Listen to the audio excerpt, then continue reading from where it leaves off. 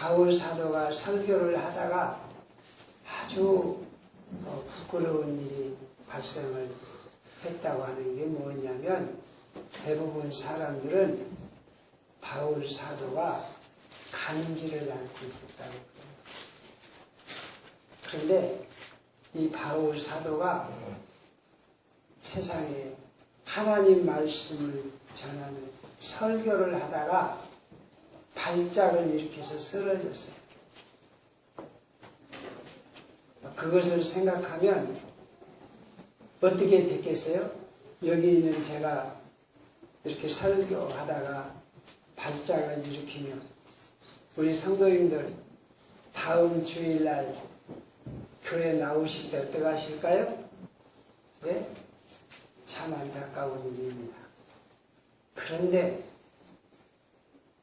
바울 사도가 설교하는 중에 발작을 일으켜서 쓰러지는 가운데서도 하나님의 영 성령님이 역사하셨을까요? 안 하셨을까요? 역사하셨어요. 예? 하나님의 영 성령님이 바울 사도를 붙드시고 그 가운데 임하셨다. 그걸 극복하고 하나님께 나아간 갈라디아 교회가 진짜 믿음의 교회요, 훌륭한 교회였습니다. 할렐루야! 우리에게는 여러 가지 어두움이 있고 절망이 있지만 우리 가운데 하나님의 영 성령님이 함께 하심을 믿습니다. 그래서 우리 최고로 행복하게, 최고로 감사하게 할렐루야하고 크게 한번 웃어보겠습니다. 할렐루야!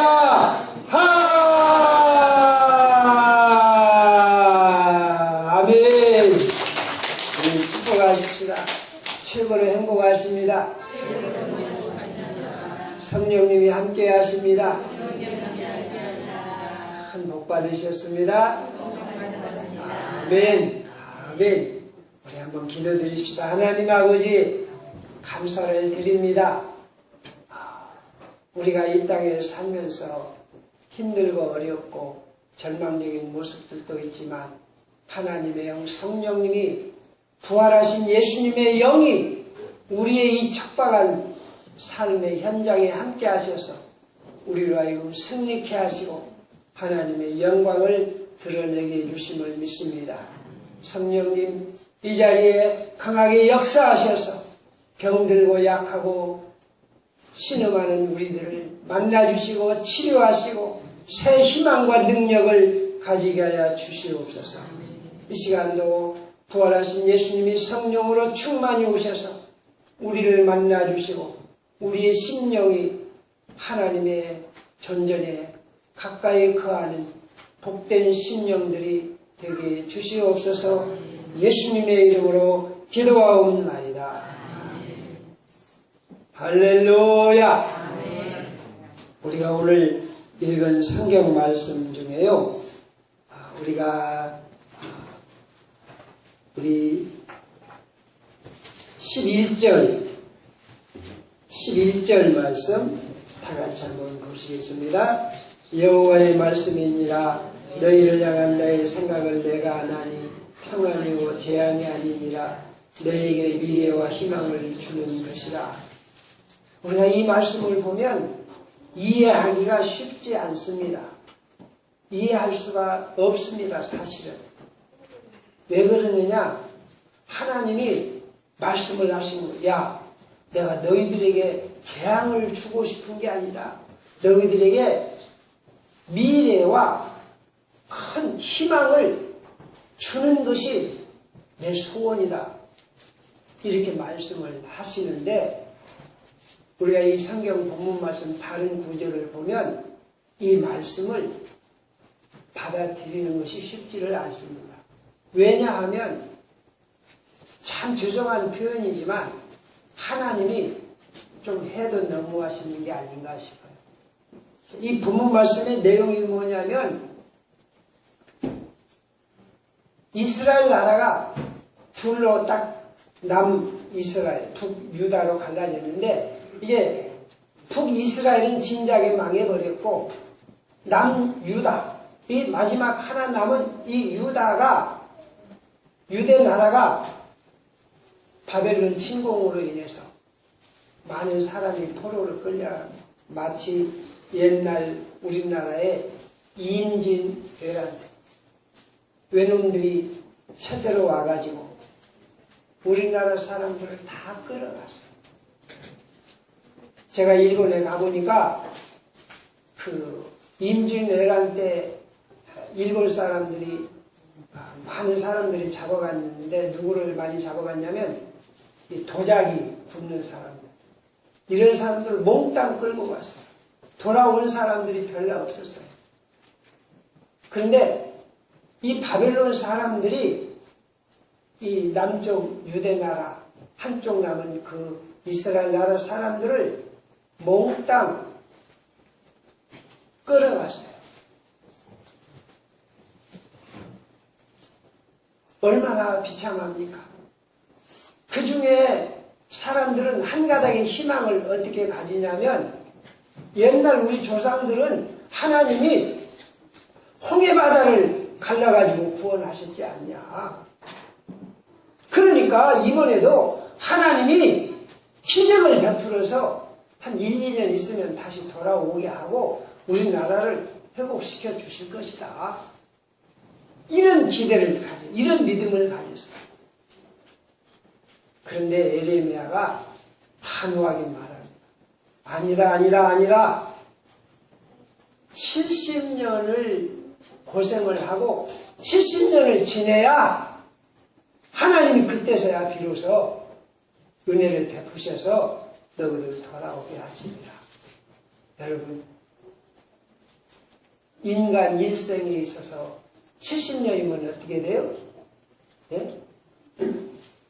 죄송한 표현이지만요, 여자들은, 남자도 뭐 또 비슷합니다만은, 여자들은 20년만 지내면, 결혼해서 20년만 지내면 거의, 죄송한 표현이지만 폐물 돼가는 거예요. 안 그래요? 그런데 본인이 원하면 그냥 되죠. 네? 네? 알으세요. 예. 데려가기. 자, 70년이 지나면 그때서야 하나님이 너희들을 인도하시리라고 하는데, 여러분, 희망을 가질 수가 있습니까? 사람 일생이 70년, 누가 희망을 가지겠습니까? 누가 그 말의 고지를 듣고 누가 그 말을 믿고 살겠습니까? 70년 동안 고생하느니 차라리 지금 죽어버리지. 안 그러겠어요? 70년 동안을 포로 지역에서 너희들을 하나님이 살게 하실 테니까 너희들은 장가를 가서 아기를 낳고 아들, 딸 결혼시켜서 자손을 많이 번성시켜라. 이런 말을 듣는 이 백성들의 마음, 이들이 얼마나 절망적이겠습니까? 이제 우리는 끝이다. 소망이 없다. 그럴 거예요. 그리고 우리가 이 성경을 보면, 물론 하나님이 구원을 하시지만은, 우리가 성경을 보면 우리가 인간에 대해서 절망할 수밖에 없습니다. 인간은요, 우리 사람은 틈만 나면 조금만 여유가 있고 조금만 틈이 생기면 어떻게 돼요? 바로 타락하고 방종하게 돼요. 인간에게 희망이 있냐? 인간에게 희망이 없어요. 미래가 없어요. 인간이 얼마나 간사하고 얼마나 타락된 존재인지 어떤 희망도 어떤 미래도 기대할 수 없어요. 우리가 좀 빗나가는 말씀입니다만 자연 법칙에서도 그렇습니다. 물은 반드시 위에서 밑으로 흘러와요. 이게 뭐냐? 자꾸 에너지가 소진이 되는 거예요.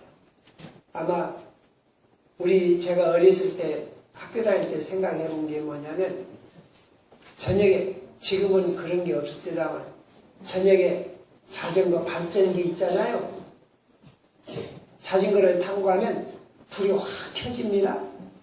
자전거 불이 솔찬히 밝아요. 천천히 가면 불이 약하고 빨리 가면 그냥 불이 굉장히 밝습니다. 프레시 불보다 훨씬 밝습니다. 그러면 자전거를 타고 가면 전기가 일어나니까 그 전기를 이용해서 모터를 돌리면 가만히 앉아서도 가겠잖아요. 그죠? 그 전기를 이용해서 모터를 돌려서 가면 가만히 앉아서 가겠잖아요.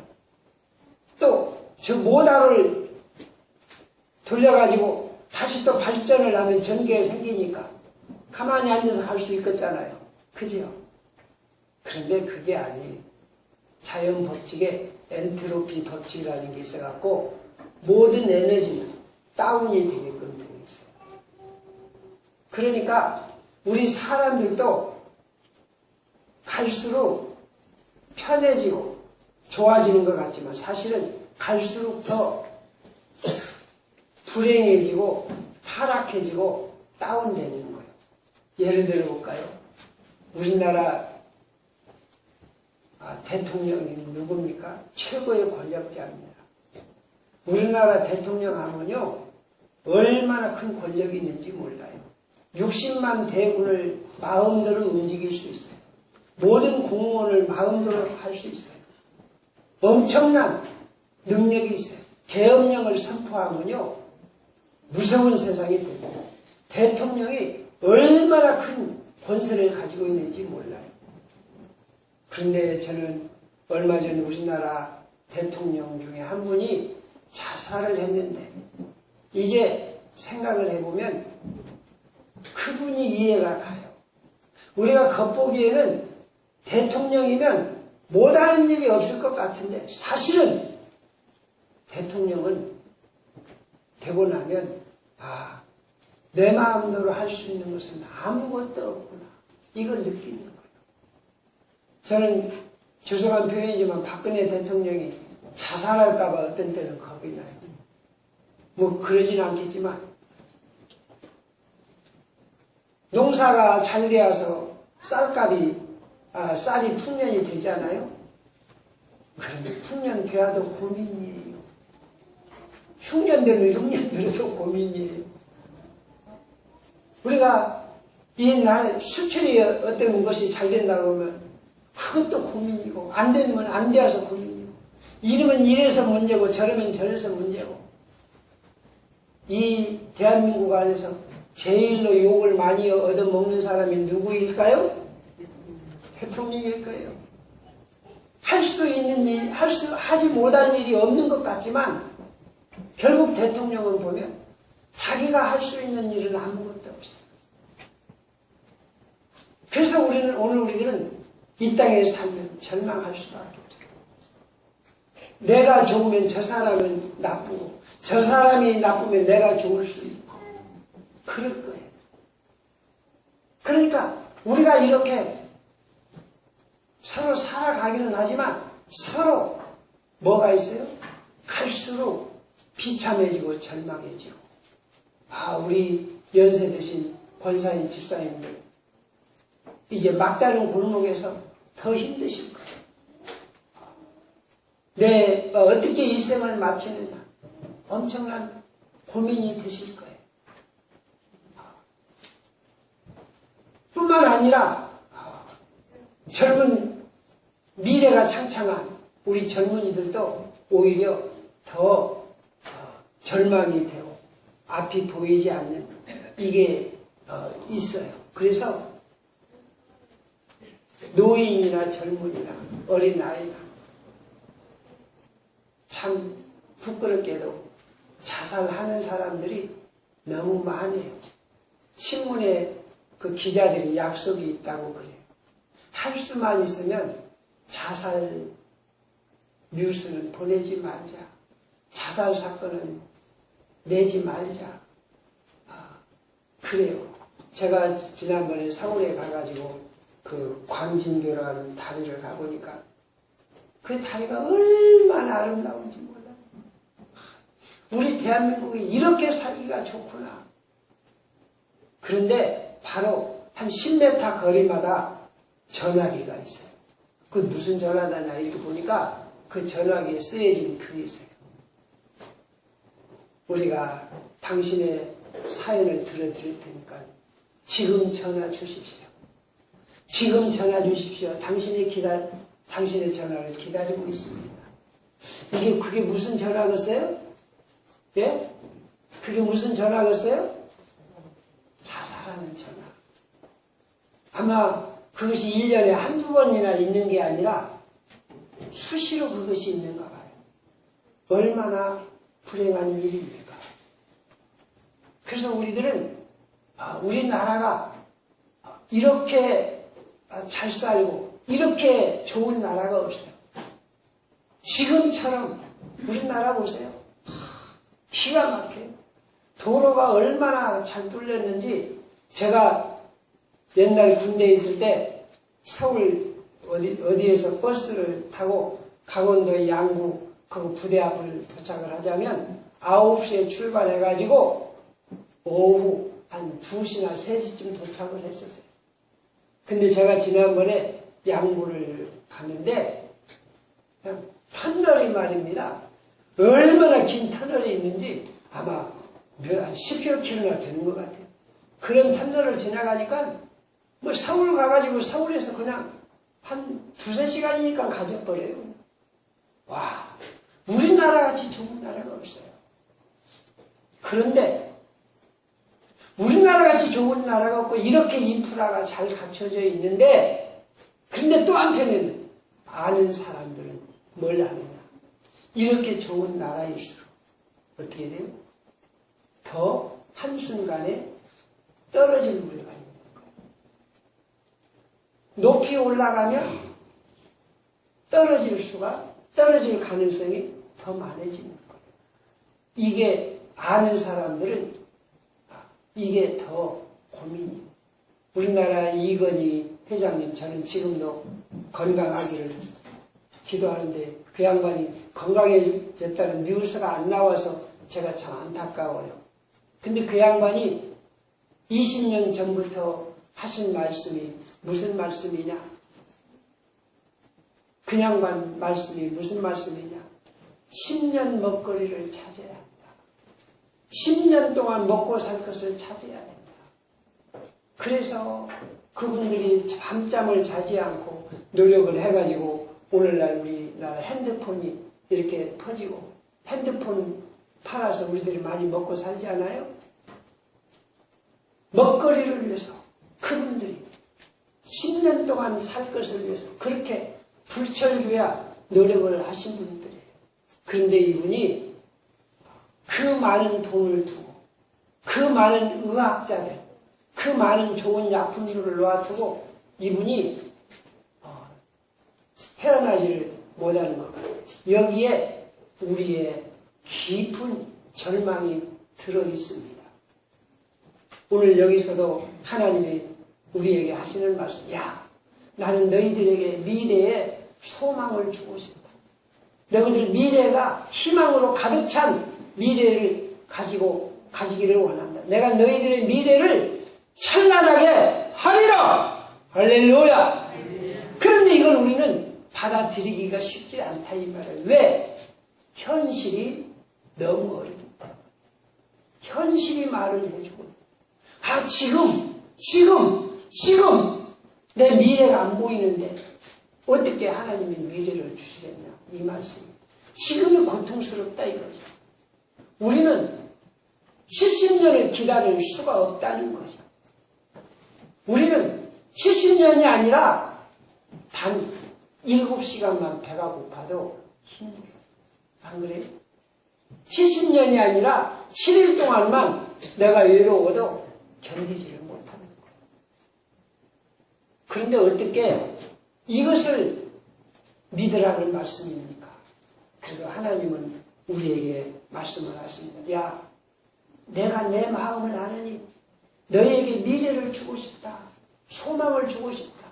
너희들을 찬란하게 하리라. 우리들은 받아들이기가 어렵죠. 그런데 하나님은요, 보세요. 오늘이 성령 강림절이에요. 오늘이 오순절 날이에요. 오순절이 뭐냐? 50일이라는 말이에요. 50일이 뭐요? 부활절 지내고 50일이 됐다는 뜻인가 봐요.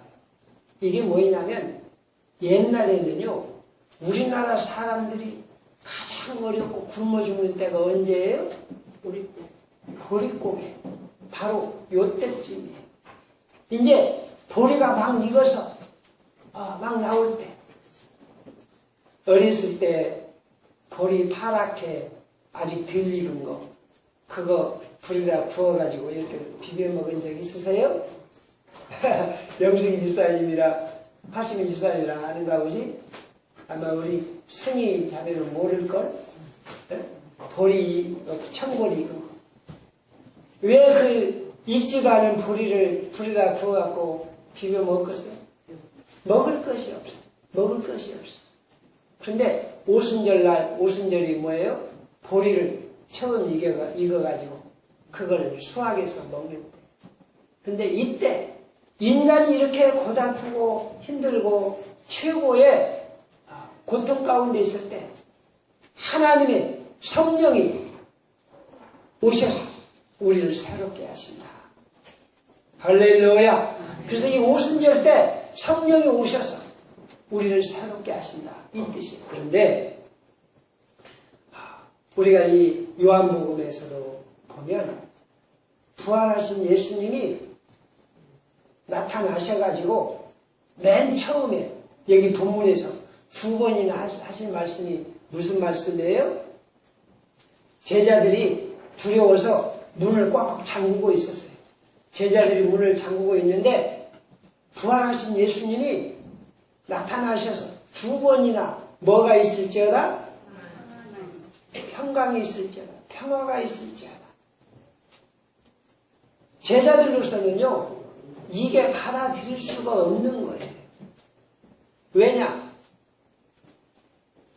바로 한 50여일 전에, 50여일 전이 아니라 바로 며칠 전에 바로 예수님이 십자가에 못 박혀 죽었을 때 말이 그렇죠. 제자들 하늘이 무너지는 거예요. 자기들이 목숨 걸고 따르던 선생을 죽일 때 그 제자들은 가만두겠어요? 여러분, 그 공포심은 이루 말할 수가 없습니다. 군인들이요, 젊어가지고 씩씩하고 뭐 대단한 것 같지만 그 군인 중에 누가 하나 죽어보세요. 전체가 다 어두운 구름이 쫙 덮입니다. 그때 예수님의 제자들은 죽느냐 사느냐 그 고통을 이루 말할 수가 없습니다. 그 로마 군인들 보면 다리가 떨립니다. 온 몸이 그냥 간이 콩알만해지는 거예요. 무서운 거예요. 그러니까 예수님이 십자가에서 죽었을 때 제자들은 한 놈도 남을 수가 없었어요. 그 극한 공포심. 말이 그렇지 등에서 식은땀이 나는 거예요. 견딜 수가 없었어요. 그런데 예수님이 문을 잠그고 있는 그 벌벌 떠는 공포에 젖은 이 제자들에게 부활하신 예수님이 나타나셔가지고 너희에게 평안이 있을지어다. 너희에게 평안이 있을지어다. 제자들 입장에서는 용납이 안 되는 거예요. 이해가 안 되는 거예요. 예수님이 제자들에게 평화가 있게 하려면 어떻게 해야 되겠어요? 로마 군인들이나 죽여주고 예수님이 부활해가지고 빌라도의 앞에 나가고 너희놈 니놈이 나 재판에서 죽게 했지? 그리고 제사장들한테 가고 여러분들 너희들 나쁜 놈들 죄 없는 나를 죽였지 이놈들 너희들 벼락 맞아 죽어라.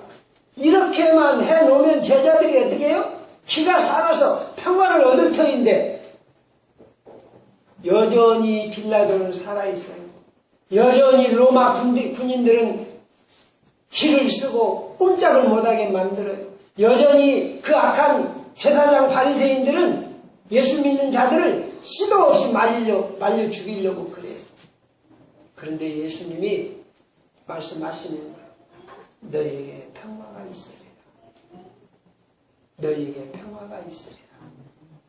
이게 말도 안 되는 말씀 같아요. 말도 안 되는 말씀 같아요. 아까도 말씀드렸다시피 이스라엘 민족이 70년 동안을 노예 생활을 포로 생활을 해야 되는데 하나님은 너희에게 내가 희망을 주고 미래를 주리라. 이게 말도 안 되는 것 같아요. 그런데 하나님은 하십니다. 따라서 합시다. 하나님은 말씀대로 하신다. 하나님은요, 이스라엘 민족이 포로 생활하는 중에 눈물 머금고 거기서 어쩔 수 없이 자식들을 키우고 살아갑니다.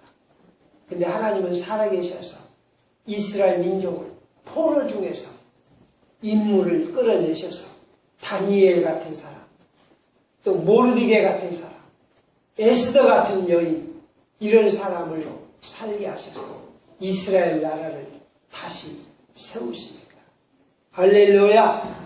그리고 하나님이 약속을 지키시는 거예요? 안 지키시는 거예요? 하나님은 충분히 지키시는 거예요. 내가 너희에게 미래를 주리라. 내가 너희에게 평안을 주리라. 내가 너희에게 복을 주리라. 예수님이 부활하셔서 제자들에게 말씀을 하십니다. 너희에게 평화가 있을지어다. 예수님이 평화를 주시는 거예요. 어떻게? 부활하셔서 성령으로 오셔가지고 예수님이 부활하신 후에 승천하셔가지고 성령으로 다시 오셔서 힘없고 약한 제자들을 담대하게 만드시는 거예요. 제자들의 삶을 인도하시는 거예요. 힘없고 연약한 제자들에게 부활의 생명을 주시는 거예요. 할렐루야! 그래서 제자들이 가난했어요. 돈이 없었어요. 무식했어요. 핍박을 받았어요. 그러나 제자들이 그때서야 깨달은 게 뭐냐. 부활하신 예수님이 성령으로 오셔서 우리와 함께 하시는 거다. 제자들이 그때서야 예수님의 말씀을 깨달았어요. 예수님이 뭐라고 하셨어요? 내가 너희들을 고아와 같이 버려두지 아니하고 고아와 같이 버려두지 아니하고 다시 와서 너희와 함께 하리라. 제자들이 깨달았어요.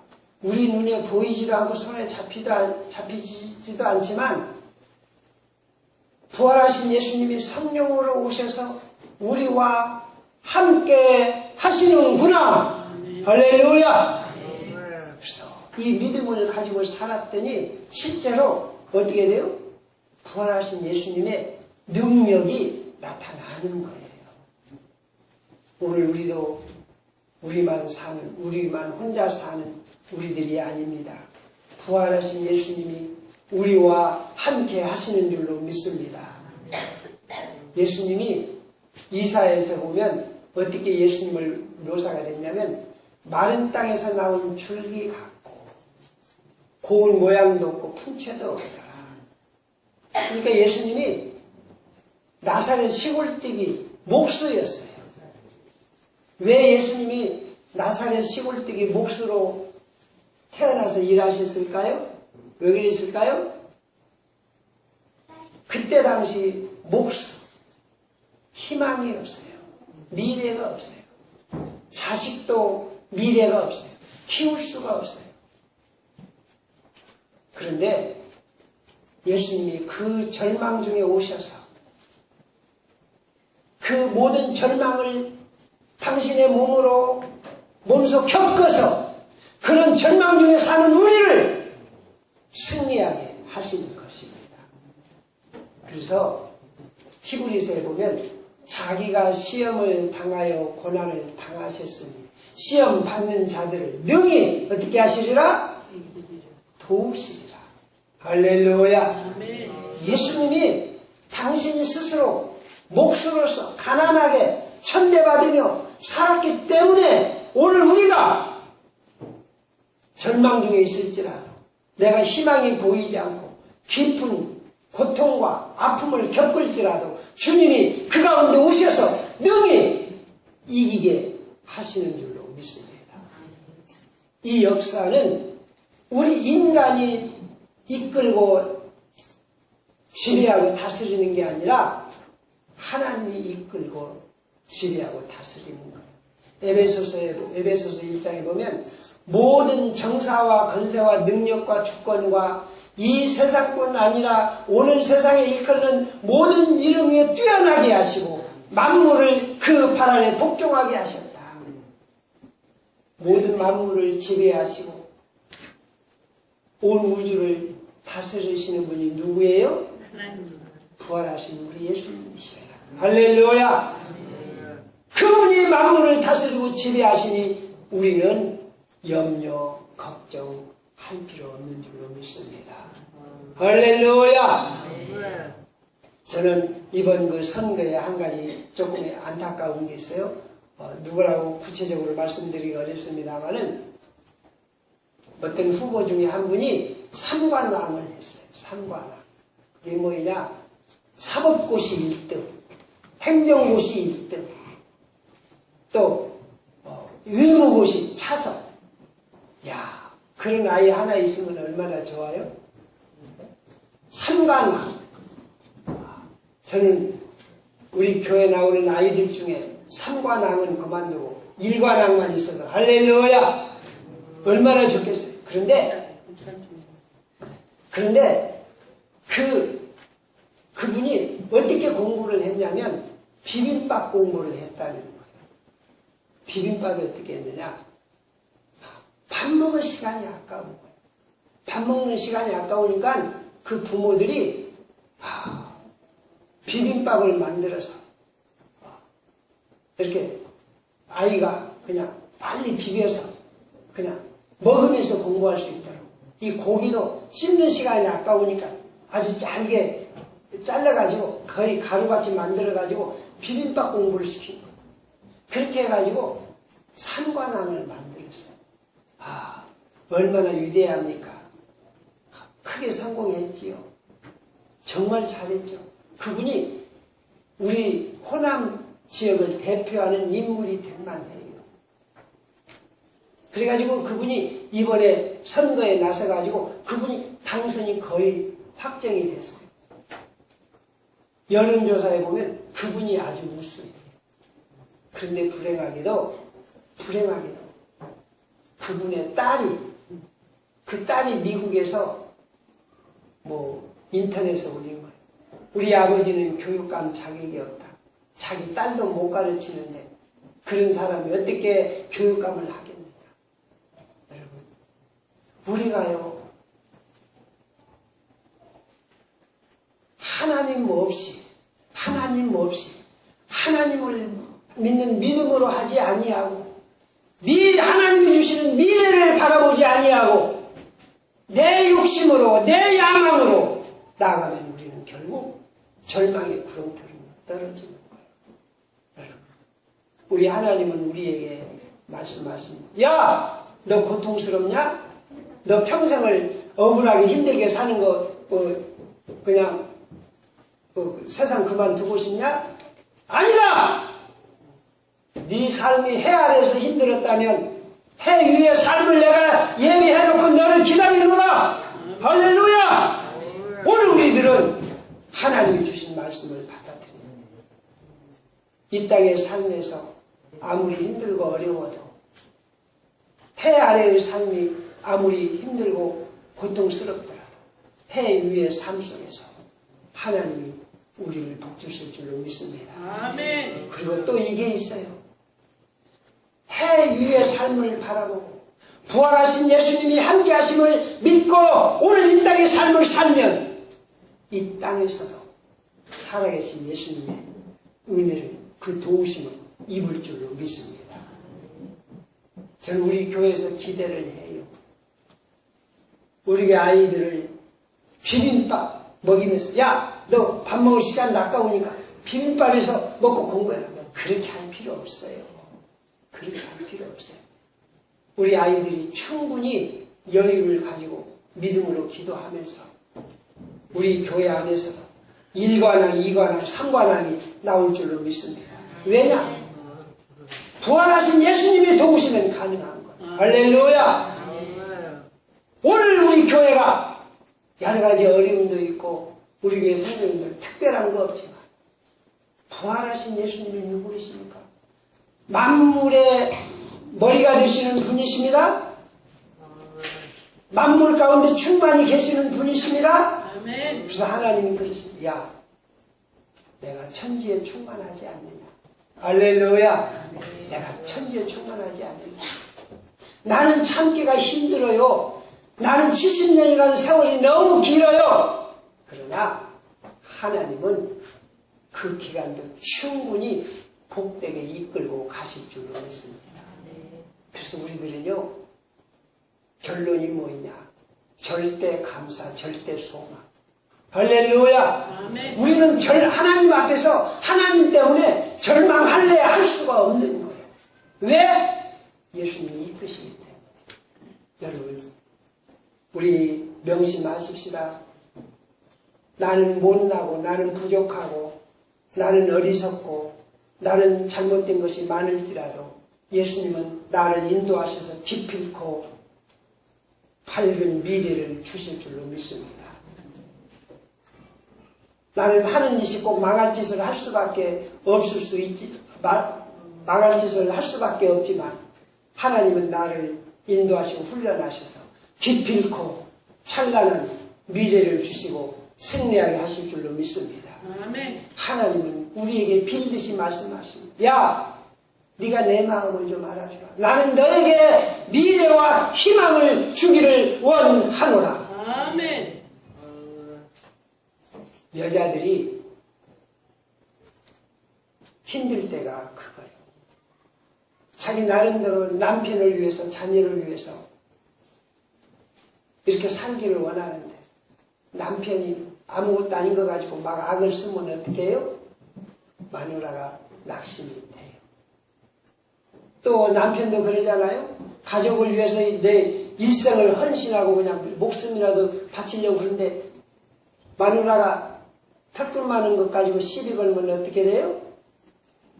내 마음을 알아주라.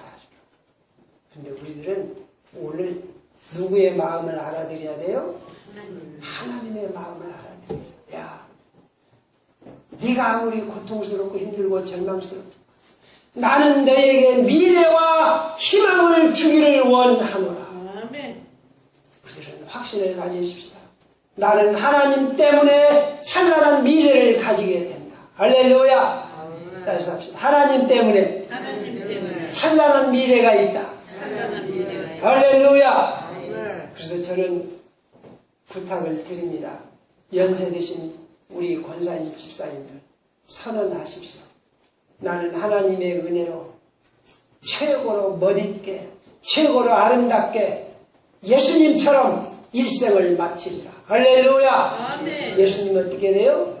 십자가에 죽으시면서 아이고 나 비참하다 그게 아니라 다 이루었다. 할렐루야. 아멘. 아버지여 내 영혼을 부탁하나이다. 가장 멋있는 일생이 되시기를 바랍니다. 우리 어린 아이들도 우리들은 꿈이 있어, 희망이 있어. 우리 어린 아이들이 철딱선이 없고 그러지만 예수님의 손에 붙들려서 최고의 아름다운 미래가 있을 줄로 믿습니다. 아멘. 우리 절망하지 마십시다. 부활하신 예수님이 우리의 모든 어려움, 문제 다 해결하실 줄로 믿습니다. 저는 상상합니다. 예수님이 목수로서 열심히 일해서 사는데 목구멍 풀칠도 어려워요. 그 양어머니 마리아와 요셉이 얼마나 힘듭니까? 남편이 죽어버렸어요. 먹고 살기도 힘들어요. 그런데 이 마리아가 경험한 게 뭐이나? 곧 절망적인 것 같지만 그 예수님이 일을 할 때마다 하늘에서 기적이 나타나는 거예요. 할렐루야. 그래서 예수님과 함께 혼인잔치집에 갔는데 포도주가 떨어졌어요. 너무 절망적이에요. 그때 예수님께 말합니다. 포도주가 떨어졌다. 그러니까 예수님이 뭐라고 그래요? 네? 냉혹하게 말씀하십니다. 그것이 나와 무슨 상관이 있습니까? 나는 아직 때가 되지 아니했습니다. 그런데 말을 해도요, 어머니, 그게 무슨 상관이 있습니까? 그런 게 아니라 뭐라고 말해요? 명석이 집사가 성경을 잘 읽네. 여자요! 이 어머니가 얼마나 섭섭하겠어요. 여자요! 저 같으면 당장 이놈의 새끼 네가 뭐야? 그럴 건데 마리아는 알았어요. 이 예수님이 자기가 낳았지만 하나님의 아들이면서 알았어요. 그리고 이 마리아는 알았어요. 이 예수님이 기필코 가만히 있지 않을 것을 알았어요. 그래서 하인들에게 야 너희들 저 예수님이 무슨 말씀을 하든지 그대로 들어라 다짐을 시켰어요. 그러니까 예수님이 물로 포도주를 만드는 기적을 베푸셨어요. 여러분 우리 기적을 기대하십시다. 우리 삶 가운데 우리로서는 해결할 수 없는 엄청난 문제들이 많이 있습니다. 그런데 우리와 함께 하셔서 우리의 문제를 해결하시는 분이 누구요? 우리의 문제를 해결하시는 분이 누구요?